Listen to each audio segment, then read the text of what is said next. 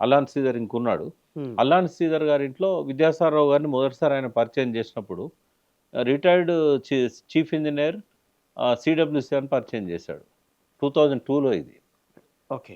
మేము 97, 96 నుంచి ఉద్యమంలో ఉన్నాం. ఆర్టికల్స్ రాస్తున్నాం నీళ్ళ మీద. 2002లో ఆయన పరిచయం అయ్యాడు. పరిచయం అయినప్పుడు మీది ఏ జిల్లా సార్ అన్నాం. అంటే నాది నల్గొండ అన్నాడు. మీరు ఇప్పుడు ఏం చేస్తున్నారు? రిటైర్ అయినాక సినిమాలలో స్క్రిప్ట్స్ రాస్తున్నా అన్నాడు. అదేంది సినిమాలో స్క్రిప్ట్ రాయడం ఏంది, రిటైర్డ్ చీఫ్ ఇంజనీర్ అయ్యుండి మీరు అంటే ఏం చేయమంటారు అన్నాడు. అంటే మీ పక్కనే మరిగూడ మండలము మాలు ఫ్లోరైడ్తో నడుములు వంగిపోయి 30 ఏళ్ళకే కాటికిపోతున్నారు. వాళ్ళని చూస్తే మీకు మనసు ద్రవిస్తలేదా? తలాపున నాయుడు సార్ పెట్టుకొని చారెడు నీళ్ళు ఇస్తలేరు. మీరు ఆ జిల్లాకు సంబంధించి చీఫ్ ఇంజనీర్ అయ్యి మీరు సినిమాల్లో మాటలు రాస్తారా అని మొదటి మీటింగ్లో 5 నిమిషాలకే నేను రియాక్ట్ అయినా.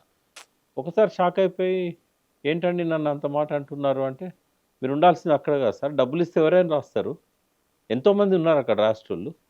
మీ హాబీలు తీర్చుకునే పరిస్థితి ఉన్నదా? ఒకసారి రైతులు నీళ్ళ కోసం ఆత్మహత్యలు చేసుకుంటున్నారు. మీరు ఒక్కసారి పోయి చూడండి మీ నల్గొండ ఎట్లుందో అని చెప్పి అన్నాక నన్ను ఏం చేయమంటారు అన్నాడు. అంటే పెనుబట్టి రాయండి సార్, శంకులో పోతే తీర్థం అవుతుంది. నేను ఇంజనీర్ కాదు, ఆయన నేను నీటి వ్యాసాలు రాస్తున్నా, ఇప్పటికి 100 రాశాను. అంటే నాకు ఆయన అన్నది ఏంటంటే, నాకు ఒక శ్రీశైలము శ్రీరామ్ సాగర్ మీద కొంచెం తెలుసు తప్ప నాకు ఏ ప్రాజెక్ట్ గురించి తెలియదు. ఎవరన్నది మాట? నీటిపారుదల రంగ నిపుణుడుగా రిటైర్ అయిన ఆర్ విద్యాసాగర్ రావు ఈ మాటలు అన్నప్పుడు సాక్ష్యం అల్లాన్ శ్రీధర్ గారు పిలిచి అడగండి చెప్తారు. నన్ను ఏం చేయమంటారు అన్నాడు.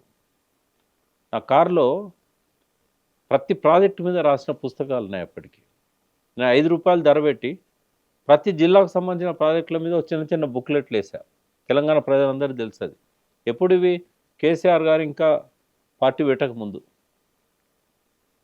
ఆ ఆర్టికల్స్ అన్నీ వార్తా పేపర్లో వరుసగా సీరియల్గా నీరు మనము అని నేను రాసిన దాన్ని సిరీస్గా పెట్టి రామచంద్రమూర్తి గారు 99లో పబ్లిష్ చేశారు.